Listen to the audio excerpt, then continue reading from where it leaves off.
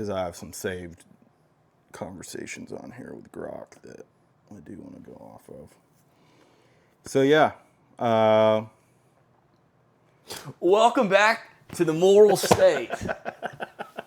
We are going to talk about immigration today, and I would like to say it's an honor that you've had me over your house because I know that your wife is an immigrant. So I'm going to bash immigrants in your house while at the same time respecting yours. Just keep it down. And trying to be as polite as possible. But I do think it's an important thing to start bringing up, like we're in a problem in America where we have way too many immigrants. We've lost our cultural identity, we've lost our religious identity, and we've actually have begun the downward slope of losing our ethnic identity. I am a proud heritage American, and I do believe that to be on both sides. That being said, I know for a fact on my mom's side that our family, we fought in the Revolutionary War. So I can say proudly that you're welcome for building such a great country. In fact, you're so welcome that y'all have been flooding us constantly from every Maybe angle. a little too welcome? Yeah, Is that what you're saying? Yeah, A little too welcome. We've inspired the out of you. I think that's great, but we just want to inspire you to stay home and do what we did here, there. You know? When we created this country, we were not a country of immigrants. That's a wrong way to look at this. We are a country of settlers. We are a country of colonists. We're colonizers. Yeah, we did that. And we created America. Like, the land prior to us showing up wasn't America. Anything that resembled what was going on this, like, didn't resemble America. So we showed up, we found land, we rejected our prior identity on the other side of the ocean, and then we created our new identity here. We created the colonies, and those colonies didn't agree on everything. So what they did is they separated and created their own unique identity. Shout out to Alligator Alcatraz, by the way. There you go. Yeah, we're gonna get that rolling here in a little bit. Beautiful shirt, by the way. I do love that. I'm not entirely certain that I'm on the MAGA party anymore, but I do believe in the MAGA message. You know, it's just part of it. So what I mean by that is, I do think we should make America great again by making America first and Americans first, because what makes up America is Americans, and it's not just this abstract culture that just popped out of thin air. It's a culture that was created by the people. So all I can tell you is that culture is downstream of population, okay? So if you like American culture so much, maybe you should appreciate the population that created that culture. Not appreciate them in the fact that you want to come here and drain them of all the resources and wealth that they've created over the centuries, but appreciate them in the fact that when you show up to this country, that you are no longer where you came from. You become an American. You participate in American society. You pay your taxes like everybody else. You wait in line like everybody else. You say yes, ma'am, and no, sir. You drop your foreign pagan gods and you surrender to Yahweh, Jesus Christ, right? Because we are one nation under God. That's what actually made us successful, is the fact that we were following the Bible as best as we knew how. The God of the Bible. The God of the Bible. God of the Bible. As best as we knew how. In fact, that was like the spur to come over here, because what was going on over there is they were putting a stranglehold on the information that you could find in this book right here, or many like it. And what those people did after Martin Luther said, hey, you should go read this. They wanted to follow the book rather than the person in the pulpit. And how have we created such an amazing 180 in over the past 400 years, where now not many Christians even can tell you what's inside of this book, right? Most of them, I had a conversation with someone yesterday, beloved family member of mine, that completely disregards the First Testament, the Old Testament of the Bible, does not consider it in any way, shape, or form relevant to today. And the reason why he probably came to that is because many people in the pulpit have that mentality that we're, for some reason, to forget our heritage of how this came to be. And how that ties in with America is right now we're forgetting our heritage, okay? One that I plan on keeping fully alive by protecting how I raise my family. I've got them out of the mouth of the beast. I don't belong, my family doesn't belong in a school system that is there to indoctrinate them into the world. We are called to be set apart from the world, and a system of tolerance. I'm done to with the the world. tolerant. I'm done with the tolerant tolerance part. I mean, there's a is not a level of great tolerance that thing. should be accepted, but there's a line that shouldn't be crossed either. Yeah. So, for an example, on what the Bible says, I was trying to find earlier, and I'll be picking through it as I'm talking There's to you. so many. But in Exodus, it's funny. I find it actually interesting that it's found in the book of Exodus as the slaves, the Jews, crossed the Red Sea into Egypt. Israel, right? And they went into the wilderness, and as they just crossed over, as sojourners themselves in a foreign land, because they didn't belong in the wilderness. They got stuck in the wilderness because of their disobedience. So they were sojourners themselves, yet it tells them how to treat the sojourner, okay? What I do think is important is that it identifies the sojourner as a sojourner. You can be resident within the land of the people. And again, the land's probably not a good concept in this stage of the conversation because they were in the wilderness.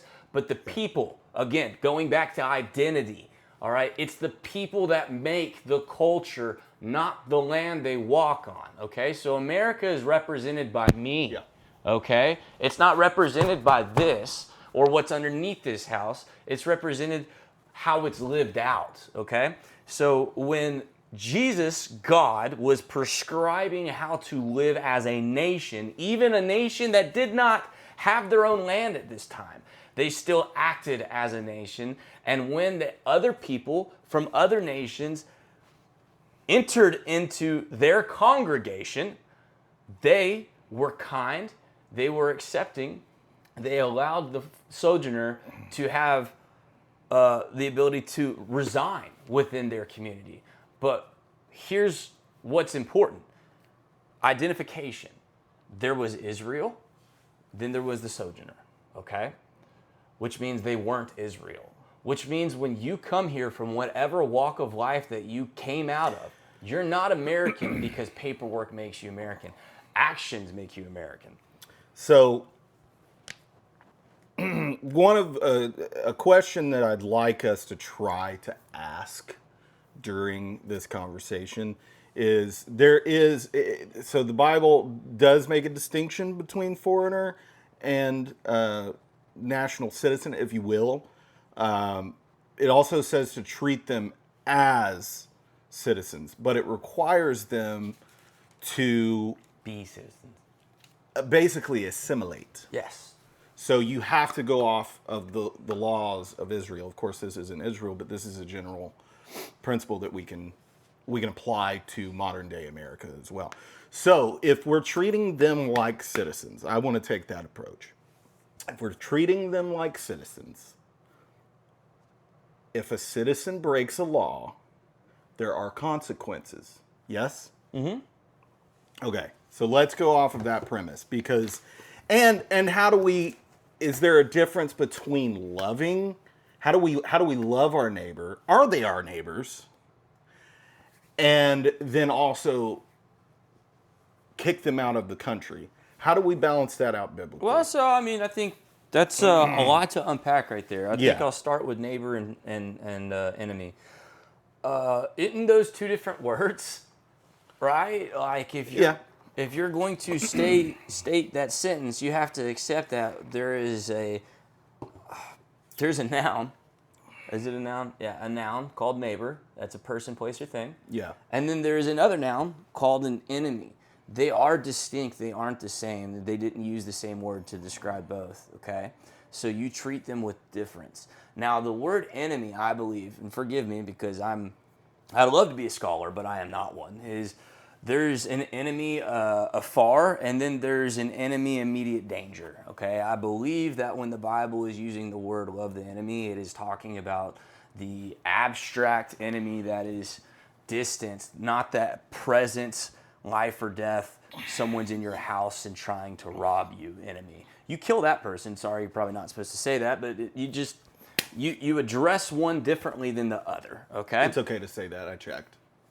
Really? Yeah, On all platforms? that was yep. All right. Well, kill him. But Okay, maybe not. I don't know.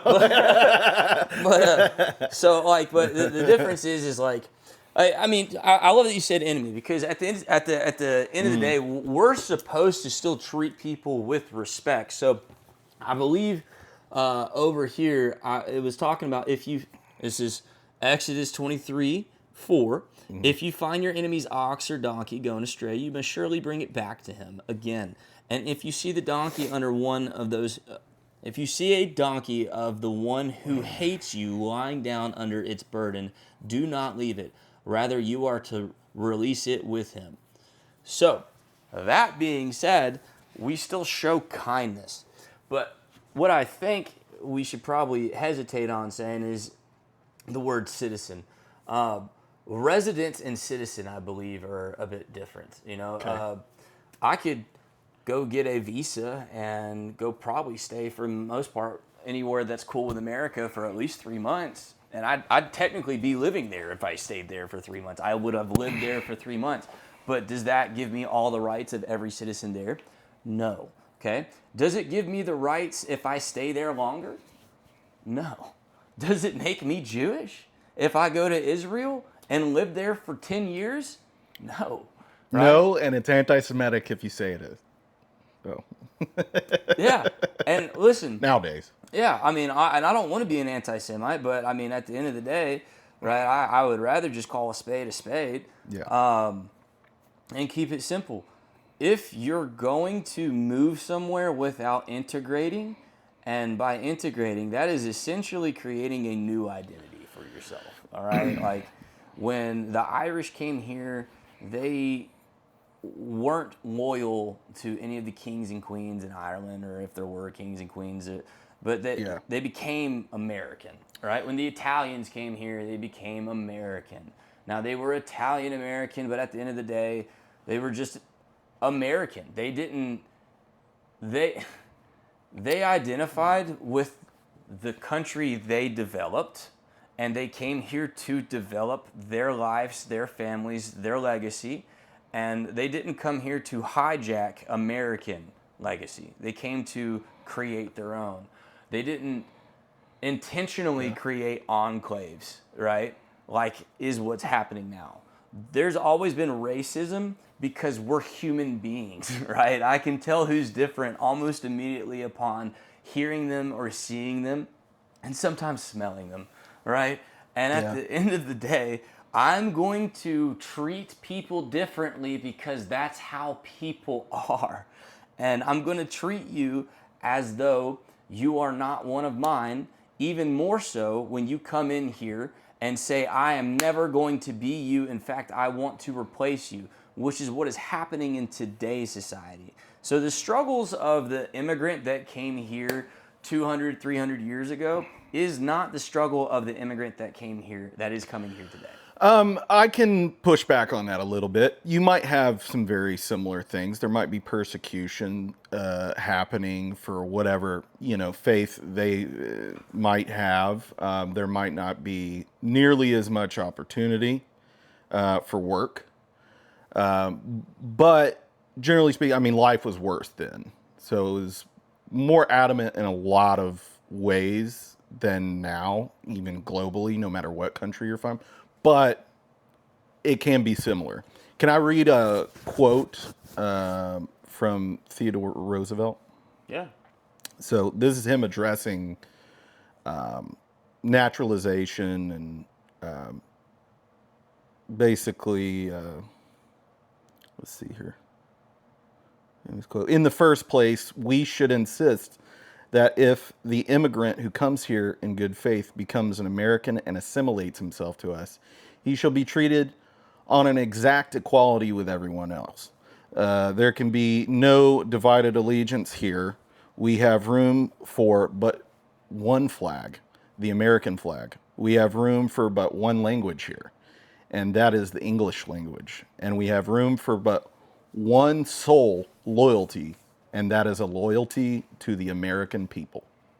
Yeah, I mean, I would agree Yeah. with all of those things, but I think it's contingent on the immigrant assimilating, like Exactly. you said. And I think, honestly, my biggest issue is, by all means, come here, live here if you can. And honestly, I don't have a desire. The correct way. Yeah, I don't really. I have a twofold feeling on this statement because I don't like illegal immigrants at all. But if you're willing to take the risks and put in the work and just know if you get caught, the hammer falls. Hey, if your life's that terrible wherever you came from and you think it's worth being here, just know I still don't want you here. You know? There's processes for this, okay? Yeah, we So have those in place. you don't have to come here illegally. You might have to wait your turn, Yeah. and which you should do. But once you're here, like there is asylum requirements and stuff like that, so you can get a visa and then start working on your citizenship. So I've got a neighbor, and I love him. You know, he is from Rwanda, which actually is from had a genocide going on. I've had to do a little study on Rwanda, not much because I don't care, to be honest, because I'm American. Okay, but he's come here, and talking to him, loves God, loves America. Yeah. To him, me being a neighbor that just was neighborly, like, was the cherry on top of his American Sunday. But at the end of the day, I don't think he is the rule. He's the exception. Yeah. Rwanda fundamentally has a group of people in it that probably aren't going to be able to integrate well into American society. He has. Yeah. But he picked his avenue, which was pretty limited, which was truck driving, right? And I'm pretty sure, accepted he'll be a truck driver for all that he can ever be in America, right? And they call that racist, but there is a certain level of jobs that can only be done by a certain level of person, all right? I don't belong in a nuclear facility. I don't think I have the knowledge or the intelligence to gain the knowledge to ever be in charge of a nuclear facility. And I'm not entirely certain that the people that are flooding third world countries that have an average IQ of 70 need to be coming in here en masse. I think I just saw the other day. Did you know that? I don't know how true this is, but I saw that the military won't even use you if you have a IQ below 72. yeah, something along those lines, because So you it's just can't pretty- take basic dictation. They can't. You can't learn Yeah, to the level that is needed. you're to incapable. even be a grunt in the military. Yeah. So my something, yeah. buddy that's a neighbor, he might have more than 70. I really hope so. I mean, he seems to be doing fairly well. He's taking care of his family.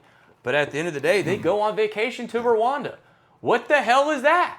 How do you go on vacation to a country you fled genocide from?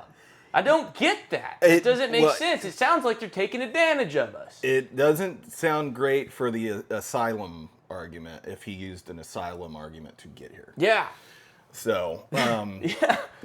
and we can say that for for instance, Ilhan Omar in Congress, she came over here on an asylum visa. And pretty sure she goes back there all the It's time. insane. Like, The fact that we allow that's insanity. And not only that, but she has dual citizenship, which I think should be illegal in Congress. I don't think you should be allowed to be a dual citizen, period. I mean, You can be probably not. You can be a visitor. you can come back. I think you probably should have to You give should up pick your one. allegiance to the other country. Yeah, especially And Israel. that includes Israel. It does, and it should, and it's so important, because if you have dual, like that quote from Theodore Roosevelt, if you have dual loyalty, dual citizenship is dual loyalty. Yeah. You can't have dual loyalty. If Get your you're welfare here, from the other countries. if you're that here, loyal you to. need to have 100% loyalty to America. That's it. So, I would, while you're looking at whatever you're doing, here's what I do think is a real big problem with bringing in people from other cultures is we slowly but surely dilute the culture. I mean, you can drink some salt water. I have salt in that gallon. You can't see it, but I have salt, Himalayan pink salt, and lemon in my water. Okay, but I have a small amount because I'm not stupid, and I don't just dump in as much salt as can possibly fit in to my container, because then the water would be harmful to ingest. But in small amounts, I have trace minerals, and they help my body more so than if it was pure distilled water, okay? In fact, pure distilled water probably would be malnourishing to the body in comparison to having some minerals, a touch, a pinch of salt in my water. So having a little bit of immigration is a good thing, I believe. But what happens is if we have too much, it's indigestible. Going out into society for me is almost indigestible, all right? Shopping in a mall is frightening to take my children into, okay? Driving, when in one day I had 3 brown people almost hit my vehicle. I was parked at one stoplight, and the guy on his phone just hooked it and almost hit us straight forward. And listen, I would have gone to prison, because what would have happened after that gentleman hit my car with my entire family in it? He wouldn't be able to do this. Not with all the white stuff in his mouth, because I would have lost my absolute mind, because we're being invaded in a rate that is not tolerable for anybody, including themselves, because the people that are coming from this culture don't get along from the people that are coming from this culture. And at the end of the day, none of them should be bringing their culture with them, okay? They should be assimilating, and then I mean, look, there's value that we can take from, probably some kind of value from every culture. I disagree, and here's why. I think we could. Here's why. I believe that most cultures are built off the cult, the occult, okay? It's in the name. So, well, yeah, it's definitionally speaking, our culture follows Jesus Christ, okay? Their culture follows Muhammad or Shiva or whatever pagan god that they came from, okay? And even the Catholic Church got it wrong, okay? So what happens is we start adopting... I like a lot of the food. I do like a lot of the food. I really like a lot of the food. But yeah, I mean, you can't... a lot of... obviously, Islam is not compatible. No. Neither is India. America, the principles of America. Neither are the Aztecs. I've been seeing videos like... It's crazy. Of people talking about Islam being like the most progressive culture for women.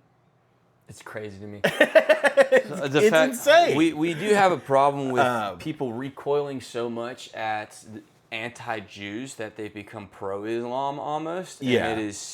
That's terrible. Same thing for Catholicism. If I got a choice between the Muslims and the Jews, I pick the Jews. Every time. Every single time. Every single time. If I had the choice between the Jews or the Catholicism, I'd pick the Jews. Right? At the end of the day, and the reason why is the Jews actually believe in one God.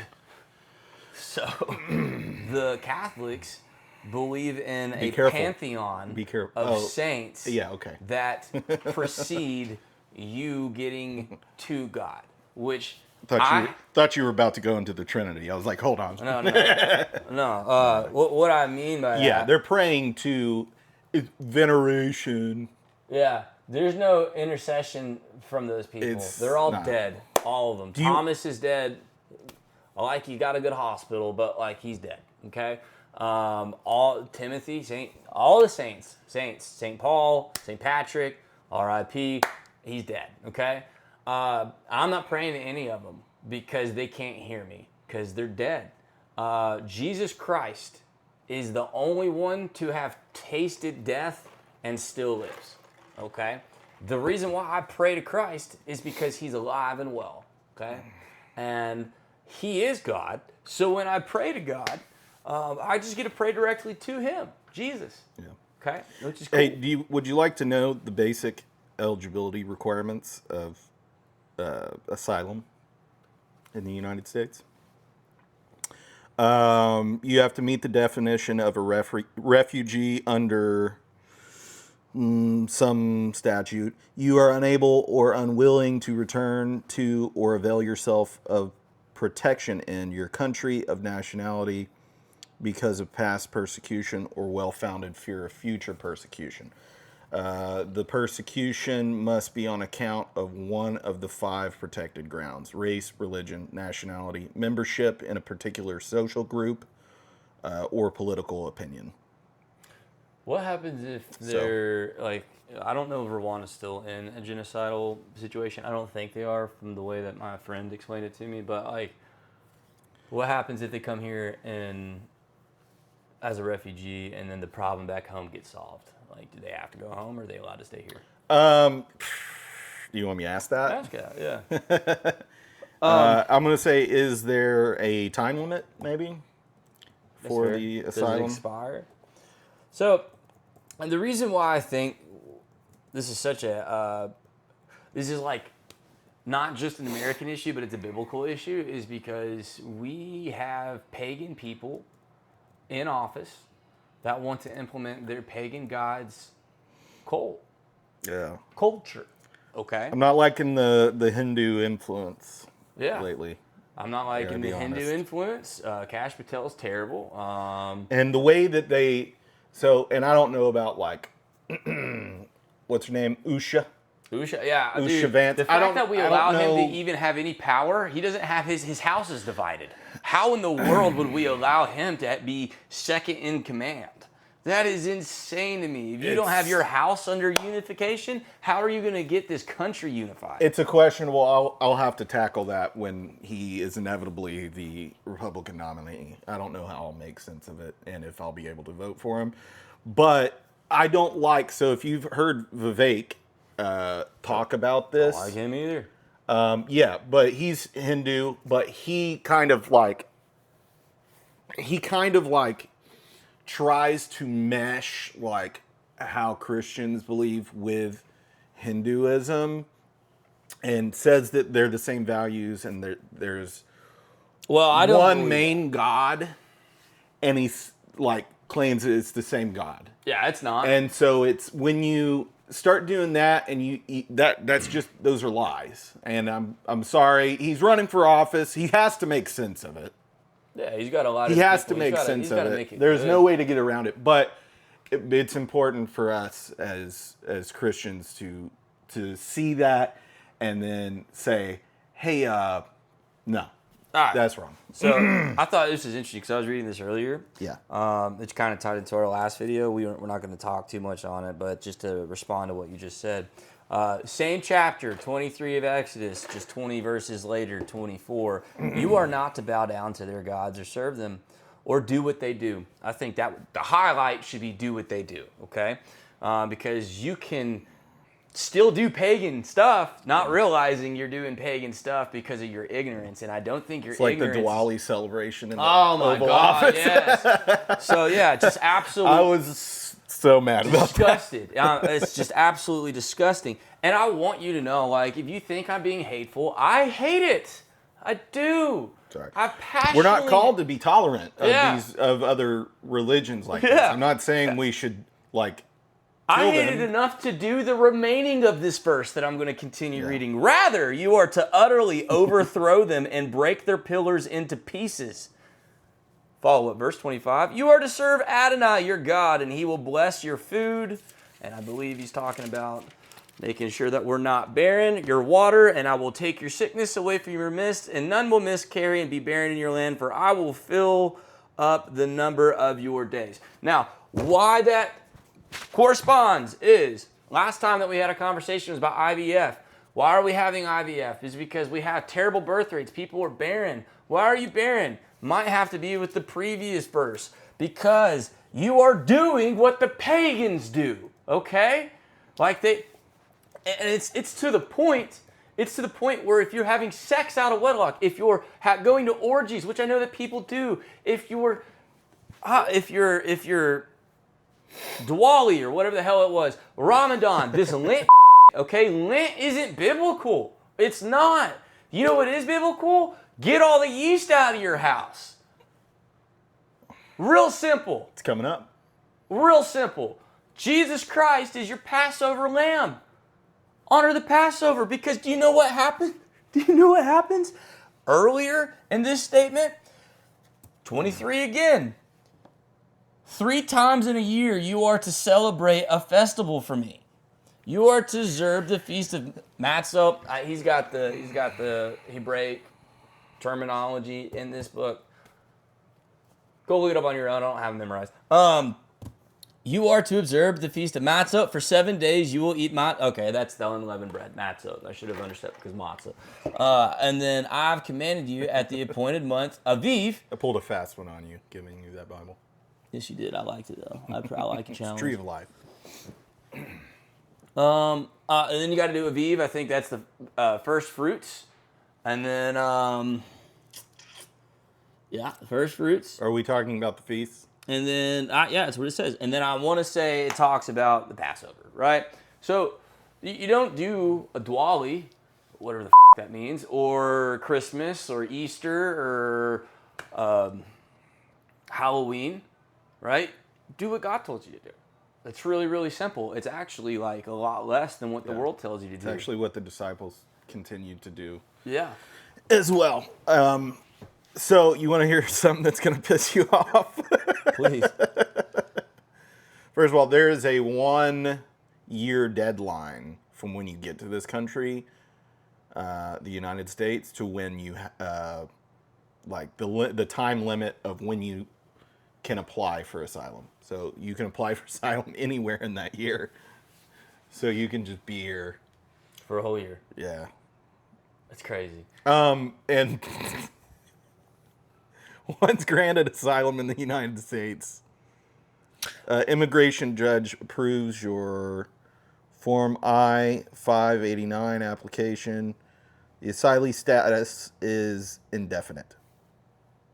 So, yeah. I would just say...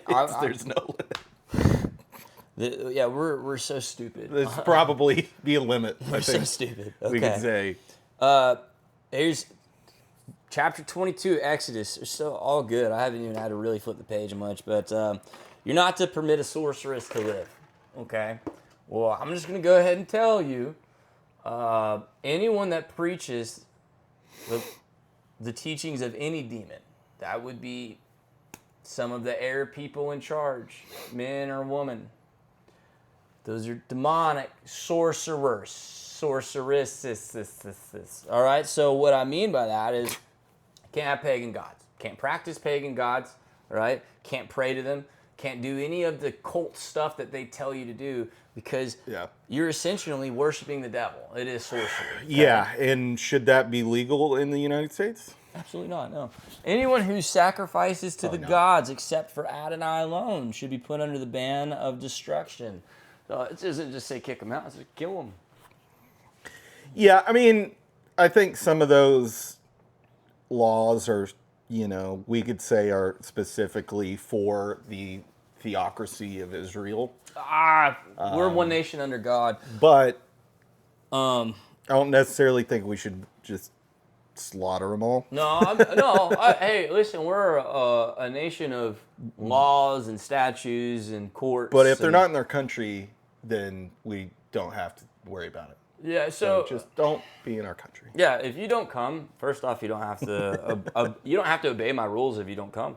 They're not my rules. I didn't make them. I'm literally just reading what was written down before I was ever thought of. Yeah. So, but here's what's really cool. I think this is what's awesome about the Bible because it peppers in there's limits. So the verse that I just read. Anyone who sacrifices, is verse 19 of chapter 22, Exodus. Anyone who sacrifices to the gods except to Adonai alone is to be put under a ban of destruction. Okay? Period. There wasn't a lot of follow up to that. But the very next verse says, "You must not exploit or oppress an outsider, for you were outsiders in the land of Egypt. You must not mistreat a widow or an orphan. If you mistreat them in any way, when they cry to me, I will surely hear their cry.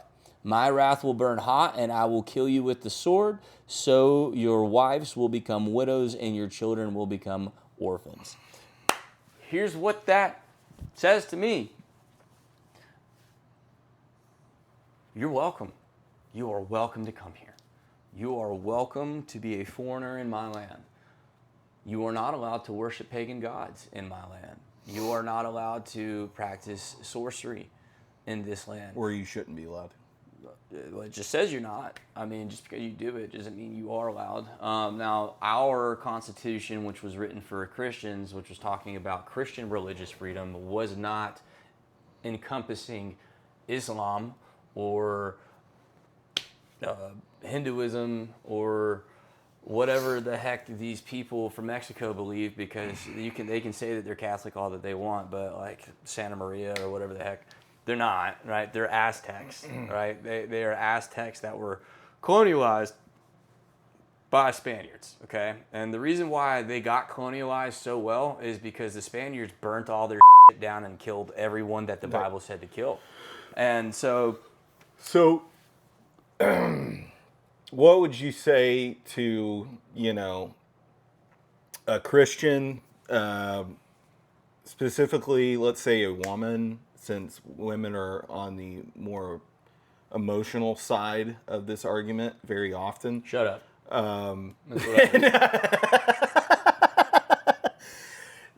But you gotta make the argument. No, I don't. Not to you. I don't. I mean, you just don't belong you don't have a seat at the table to even participate in the argument at all. But they do, whether they should or not. They do. They have a vote. If we just currently stopped, that is enough for it. But like, we just stop. Stop allowing them. Right, but so like for instance, there's been a bit of it seems like the Trump administration is softening a bit from the pushback in like Minnesota and Minneapolis, where those riots were happening or whatever. So I don't know what deal behind the scenes they made, but it seems that they're going to be focusing more so on the illegal immigrants who have criminal records. You're a criminal the moment you come here illegally. That is true. So what is that the only thing that you would say to like a Christian woman who's trying to figure this out,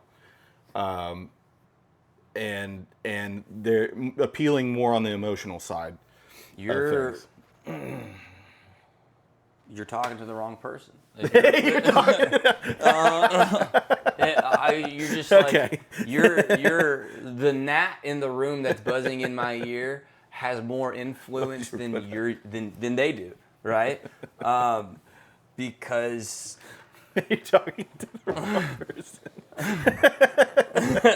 I don't care. I mean, to forcefully answer that question, just because you asked, I would tell that person. If you have to answer, I would tell that person that they're criminal by coming here illegally. Yeah. Right. But they're contributing to. So does the drunk.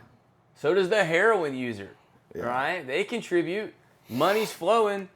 The only way our currency stays current is if it's flowing. So they're participating, right? They're just doing it in a manner that is detrimental to society. So you can participate and still do it so poorly that it ruins it for everybody else. So I don't care if they're participating. I don't. They don't need to be here participating. And that is the first and really only topic worth having is, hey, you're not supposed to be here. You got to go. If I just decided to go to Best Buy today with the blue shirt on and then stand behind the counter and start participating, even if I didn't steal a single dollar, I don't belong there. And then security is going to forcefully remove me, I would imagine, right? And I probably would have charges pressed on me if I refused to leave. And that the reason why that is because that's how we set up society. And if we allow people to just completely ignore the, I don't know, the guardrails that protect our society, then just remove all of them, okay? Because you're just doing it slowly over time. Well, they're not going through a forced process of assimilation like you should be doing. Which is kind of what I want to get to next. What is the process to become a citizen? In Israel, I looked this up because I had a Jew come at me on Facebook, and I loved it because I said, if you're an immigrant and you come here and you do want to live here, by all means, you're welcome to, so long as you assimilate, but you're still not allowed, in my view. Like, if I had the reins, you wouldn't be allowed to vote for 4 generations. I don't even know if you... Yeah, and I'm going to push back on that in a minute, but Okay. keep going. You wouldn't be allowed to vote for 4 generations, but if there was a way to earn a right to vote, then here would be certain requirements. Number 1, all right, you've got to speak the language. Number 2, you've got to be able to read the language. Number 3, you've got to I think that's part of it. You've got to give me an actual history on this country so you know what this country is and stands for, okay? You must not be a criminal in any way, shape, or form. You must have gainful employment to be a citizen here if you're going to be an immigrant, okay? And no allegiance to any other lands, ideology, or peoples. Mm-hmm. And if you can fit those, I think that there is a bridge we can extend to you, a very narrow bridge. But I believe that there's always a road. But what I will say is I think that's pretty generous, and you're welcome. I think it might be too generous, because what I think makes the most sense is if you come here at this point, right? I believe people should be grandfathered in. There's people that the caliber of immigrant that showed up here 30 years ago is different from the caliber of immigrant that's showing up today, okay? The people that are coming into this country by the masses, by the tens of thousands to the millions, tens of millions actually, is they want to take advantage of the system that we built without contributing to it. They want to take advantage of the free programs, the monies, all of these. That's happening. Did you see Nick Shirley's new thing in California? It's rough. It's not because great. it's so blatant. It's so blatant. And when it becomes so blatant, you best believe that you're going to have people that are a little bit more aggressive than me saying and doing things in the streets in response to it. And as it should. I'm surprised there isn't more people in the streets now saying, what the heck are we doing? I think that leads into what I was talking about yesterday with a relative who fought in, I forget what war he fought in, but I'll say Gulf War, I think maybe. He said, you don't want to see violence. I said, yeah, I do. No. Yes, I do. Absolutely. I stand on that. And let me give you A or B option. You could be drafted, right? Yeah, I mean, either one of us probably could be. I I think we would be, huh? I don't know if I can. Why not? Broken bones. I mean, yeah, there's different levels. Like medical stuff like that. I'm probably too fat. I but think they just force you to get rid of it. I don't know, maybe. But yeah, there's it's up to, I think the initial draft is 28, but they can change the requirements. Yeah. So if we got into a bad war, they would change that. Let's pretend that we're prime drafted age and we've got nothing wrong. We'd be the first ones to go. Okay. And they actually gave you this option. Okay. Okay. Because these are the options in reality, I believe. It's just most people aren't willing to have this conversation because. So, what I mean by that is, would you? We are not calling for that. Stop. What I think the young men really need to hear this, because the old men that have fought are too stupid to realize this because they become complacent in their lives, is I don't want to go die in a foreign field for causes that aren't going to affect anything that I'm struggling with back home. Yes. These are problems that are created from people that we've never seen or met or even heard of, most of which we don't even know their names. I think you can name off some senators and people like that, but we all know that the people that write them the 9-digit checks, okay, are the ones that tell them to go vote A or B, okay? So I'm going to give you a vote A or B. You have the option. You've got problems here today, okay? You can go fight a war that may be 5 months, 5 years, or 20 years. And then you can die on the field or watch your friends die on the field and come home and see that everything back home has gotten worse. The gas is unaffordable. Yeah. The food is unaffordable. It's like what happened And in when Vietnam. you go out into the streets, the people don't even speak your language or look like you anymore. There's active government programs in schools, the highest caliber, that are literally trying to get rid of white history, okay? They're trying to rewrite our history and remove our identity. And you're telling me that you think it would be better for me to go die in some foreign field than to fight for what I believe in here at home, for my home? I would rather die here on the streets fighting for what I believe in than die in the sand in some desert for something that I can't even understand because it has nothing to do with my life in any way, shape, or form. And yes, you can say oil, but what started this war isn't oil that we got going on in Iran. What dominoes that are going to fall on me because I'm still young, and what bigger dominoes are going to fall on his children and my children are not because of oil.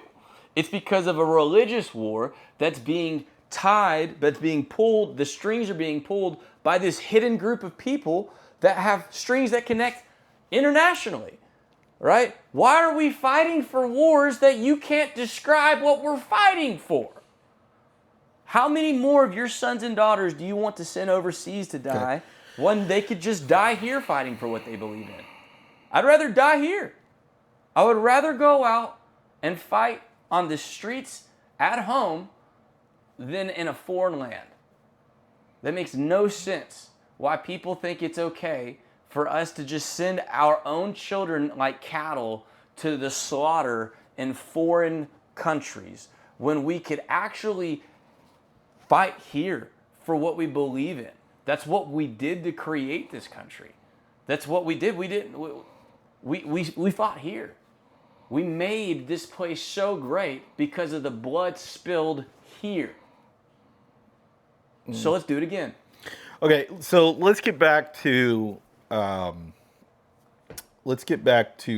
conversation about voting.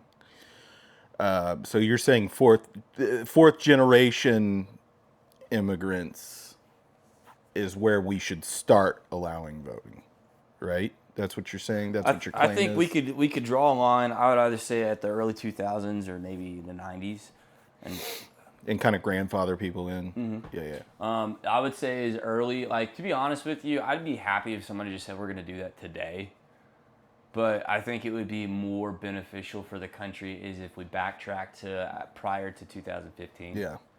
So, in the last episode, one of your big reasons that you kind of tagged to that was,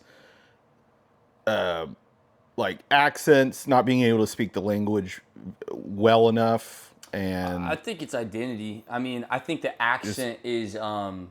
It's tied to it, but it's evidence of it. It's evident, and I think it's like extremely evident of it. And again, just to poke fun of the gas station people that only sell cigarettes, and because they open a good news for the American dream. Foreigners, if you want to come here, the best way to do it is by opening up a company that sells Americans poison, like cigarettes and alcohol. Okay, and I'm a fan of both, but I do know that they're actually poisonous to sell to, like, I mean, just think about it. Think about any gas station you've walked into. I bet 8 out of 10 of them were owned by Indians, okay? Yeah. And what I think's hilarious is these Indian people that come here to sell poison to the American population, right? They never consume anything that they sell to us unless they're actually opening an Indian restaurant, and by all means, it's good food.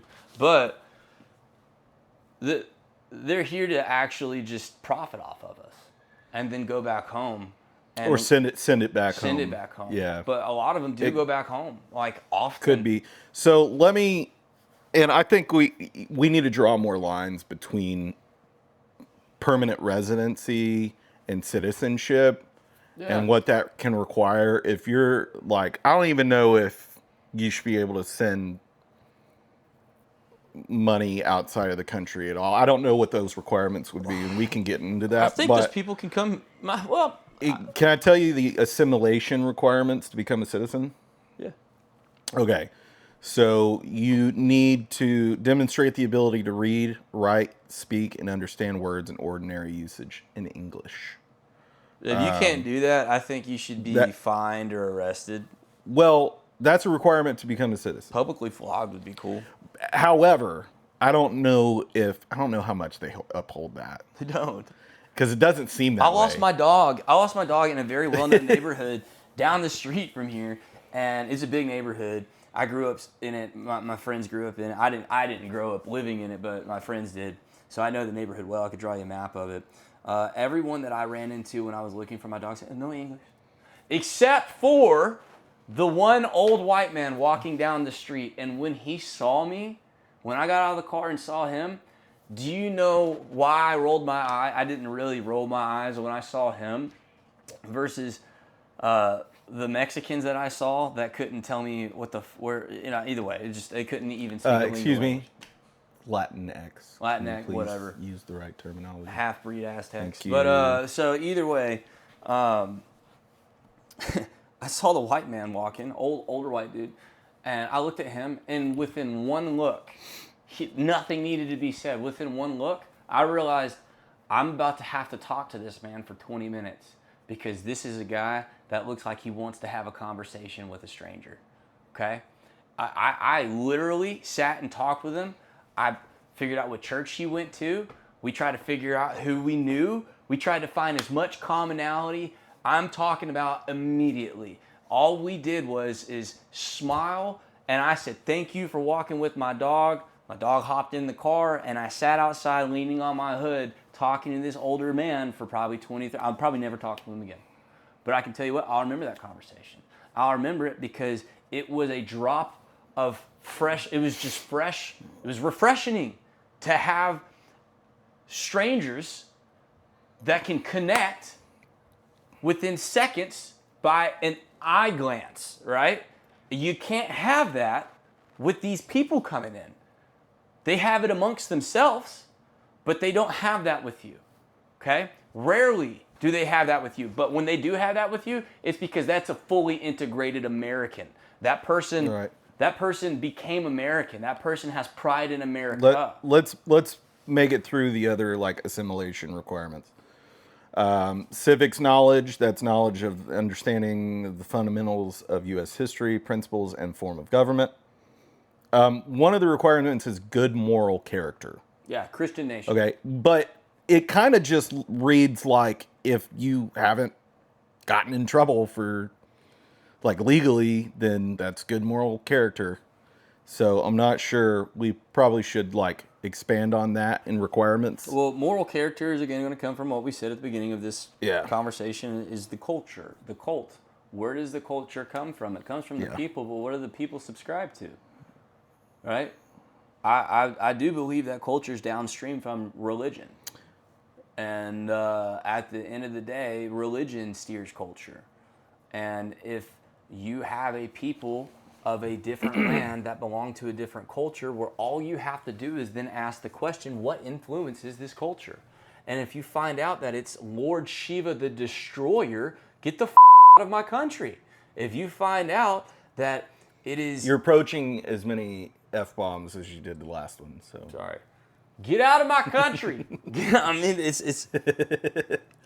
But attachment to principles of the U.S. Constitution as well. So based on this, like, do you think that we should add anything to this? Well, yes, I think Or that when do you you said think that we our should- Constitution Yeah. was built on a religious people. What Yeah. religious people? Just ask second, third level questions. What religious people? The Christian people. Well, the Christian people believe in a couple of different things. Well, yeah, but we all agree on Jesus Christ being the foundation, right? And following his teachings. So it's just another question. Well, what is the Christian principalities? It's Christ. He said, do what I do. Well, what did he say? What did he do? From beginning to end, okay? Because he inspired every bit of this. He didn't inspire the Bahida, whatever they call it. They didn't. He didn't inspire the Talmud. I can promise you that. He did not inspire Islam. That was literally the devil. Okay, like the Bible says, if an angel of light approaches you and brings you a different gospel, it's like it is a demon. Okay, so that's literally how Islam got founded. Okay, and then how did it spread? It spread through warlord, through, I don't know if I can say that word, but it rhymes with grape juice, right? Like that. It's just it is. That's what they do. Okay, and that's why we got the Crusades in response to that.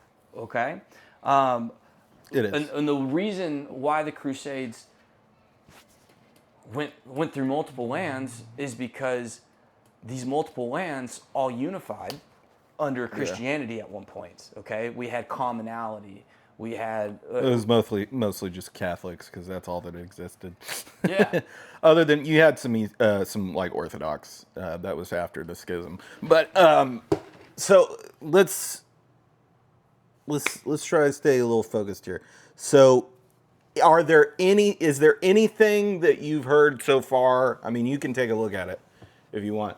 That you would change, that's going to be better, maybe another way to ensure assimilation. I mean, should we make, like, I don't know, having a basic knowledge of the Bible part of it? Or where do we draw the line between church and state Well, so the reason why I think that church and state and religious freedom? probably should have a bit. The separation of church and state was to keep the state out of the church, not the church out of the state. Okay, I mean that's the whole reason we came over here and created this country, is because the state took over the church and then mandated that it would do these things, and then basically it just became a political power to be used for more power. And God in Revelations talks about the Nicolaitans, which basically he describes as people mixing politics and religion as people that he hated. Okay. And we shouldn't do that. But one thing I think that we can do on the flip side of that is bring the church into the state. Okay? The state can't mandate the church, but I do think that the church has power over the state, because the church is made up by the people. Okay? And the state was made by the people who belong to the church. And even the people that didn't belong to the church, I can't remember if it was Thomas Paine or one of the other ones that was in the Founding Fathers that did not believe in the Christian God. He submitted to. I can't remember if he did or not. I can't remember, but he submitted to the fact that this was a religious, God-fearing nation. Yeah. Okay. A few of them were deists. Deists, yes. So, but Thomas Jefferson was a deist. Did you know that? yeah, I think, He didn't believe in the divinity of Christ. yeah, which is unfortunate. It's unfortunate. Imagine. He didn't believe. Actually, he didn't even believe he resurrected. I Yeah. don't think. So it's hard to even call him a Christian. But I want to say he did call. But himself he a Christian. recognized Anyway, he lived in a side Christian note. society, though. I mean, there's a difference between. Yeah, they agreed on the principles Yes. that they picked out from this book. Yes.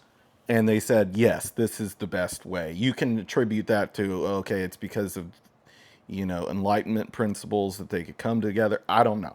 But they agreed our Constitution is based on that. Even blind justice, the idea of blind justice, Yes. straight out of there. And so does innocent until proven guilty, because that's the story of Lot. Yeah. I mean, democracy or republic, whatever, or democratic republic, type thing. I mean, they had, what was it, like 10, every 10 men would have a guy over them, him, Yes. and Yes. Yes. So all that's all biblical. Yeah. And it's just it's set alone. It's set apart. It's not. There are counterfeits of it, but we don't. Just because one counterfeit religion sounds close enough to our religion doesn't make it intertwinable. All right. We are holy. We are set apart. We are. We should be. Yeah, we shouldn't do anything that the pagans do, and they honestly just shouldn't be allowed to participate in our society. So if you Yeah. I mean, can you make room for some being here and justify it because maybe they hear the gospel while they're here, or does that not matter? Should we just be going out to those countries anyway? I mean, we should, but is there any room to have well, I think pagans come in the to a words- perfect scenario for the America? I think at the Sermon on the Mount, God said to go out, not to invite them in. Okay. Go out to the nations, not to bring the nations here. Okay. I think it's okay to break bread with people. That would be the vision of Peter. Like it's okay to have a foreigner come and treat them well, just like the Bible says. And Yeah. For like national relations or whatever, well, that, I mean, it's just, what do you do when you eat? You sit and converse, you talk. I mean, you're going to share the gospel. That's the goal. That's where going the extra mile came from when you carried the Roman stuff, is like you basically just talk about God the whole time, right? So, yeah, at the end of the day, right, I don't think it's a problem to have people come here and to break bread with them. But if you realize that these people don't belong here during that meal or after that meal, then send them home, right? You don't have to tolerate evil. Yeah.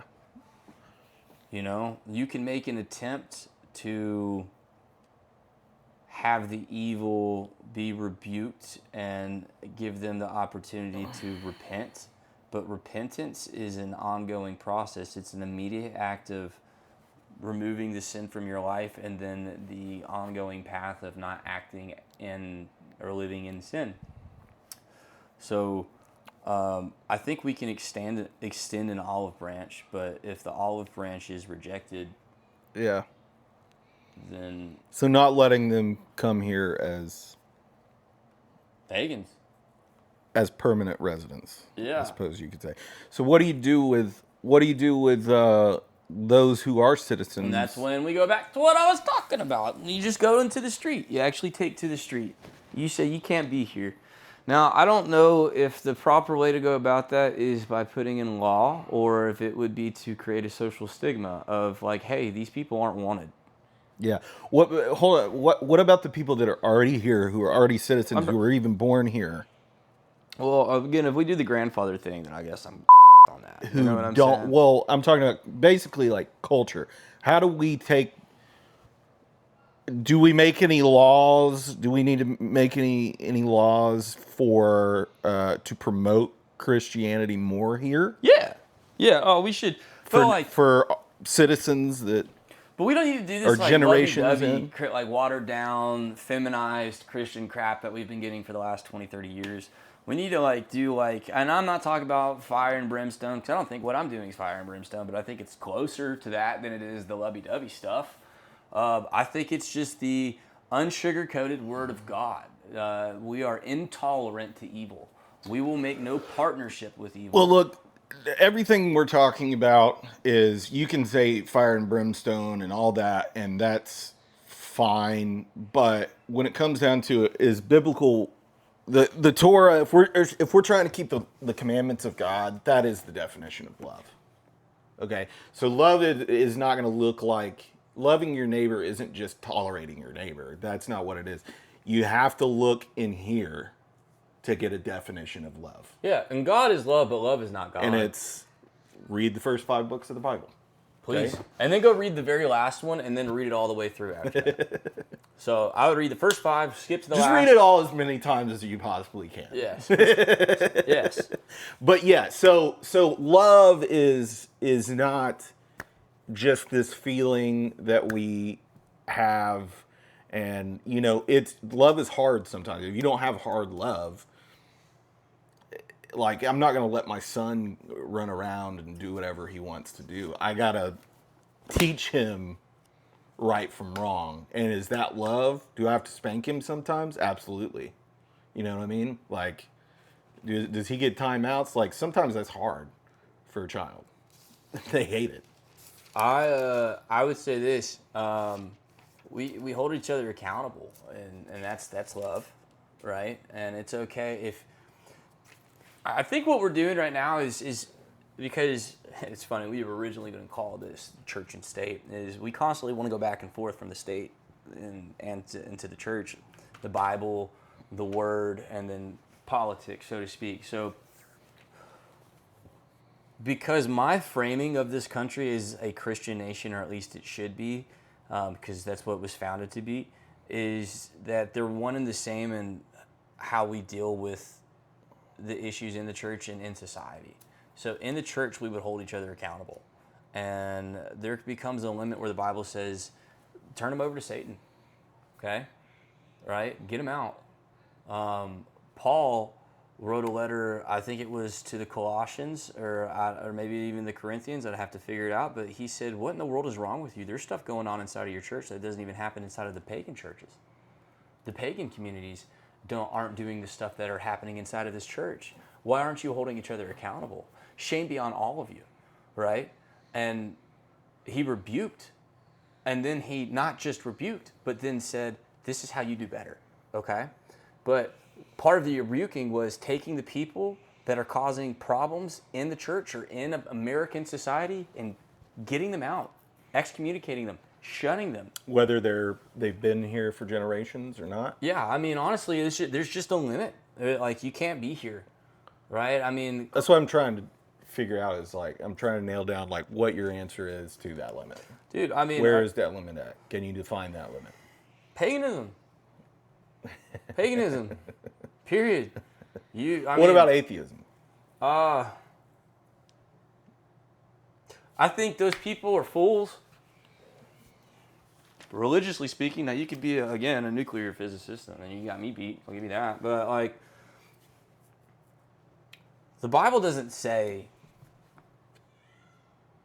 to destroy the atheist churches, right? Because they don't exist.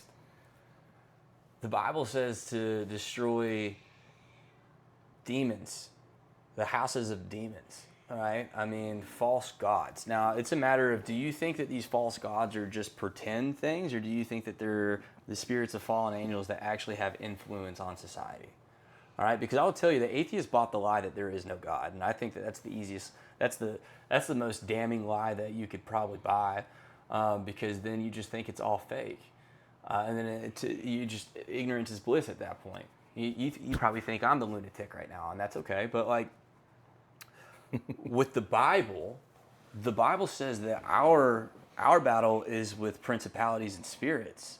And these cults, these cultures, these pagans and their pagan gods are spreading principalities and spirits into a Christian world. And those children that should have been funneled into heaven are now not, right? They're gonna see death, not life. And it's because of tolerance that we should have never allowed.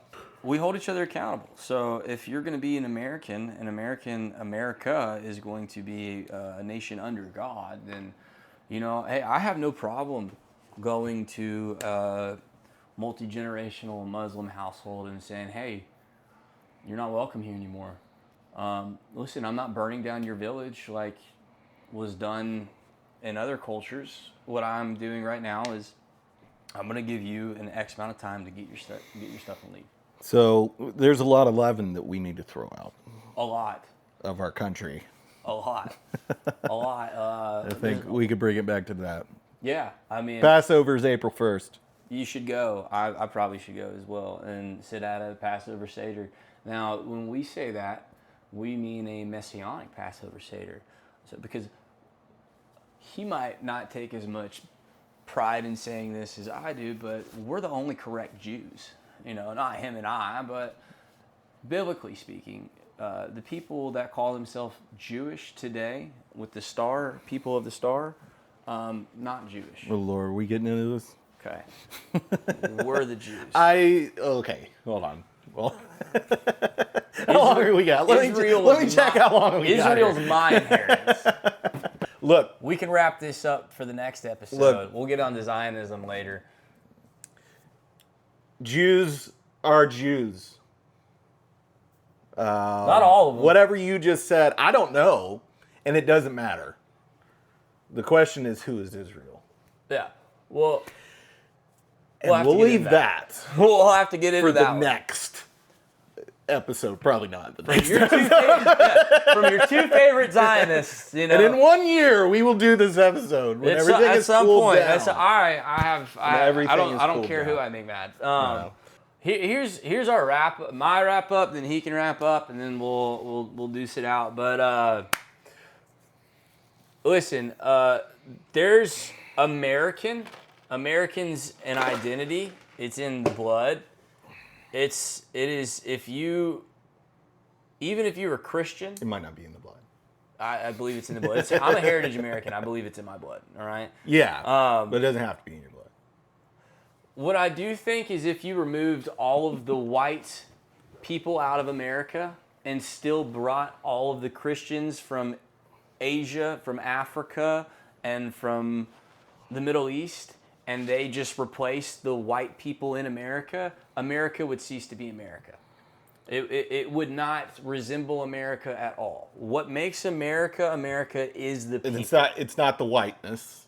It's is- the heritage of generation after generation It's who's carrying the mantle. growing up in the spirit. I do believe it is America. actually white people. Unfortunately, to say that out loud is a heresy. It's not all white But people. You're just We saying carry the heritage. mantle. We created citizens. it. We carry the mantle. We are the identity. We formed what makes the identity the Yes. American identity. And therefore, we are the American identity. And- you are welcome to participate in it if you choose to identify with me. But if you choose to replace me, you are not with me. Okay? So I will leave it at this. We are all citizens in Christ. But the ones in this country that carry that mantle look like me. And they look like my children. And my children are at threat from people from other foreign lands. And those foreign lands are not bringing in Yahweh. They are bringing in all these other gods that we should say no way to. Okay? And it's reflected in the people. Not just the abstract idea, but the physical human. And I'm the physical American, and they are the physical foreigner. They are allowed to become American, but at the end of the day, that is when they choose to identify with what my people set up. And at the top of that identity is Jesus Christ. And it's because of Jesus Christ that they are allowed to become incorporated into America.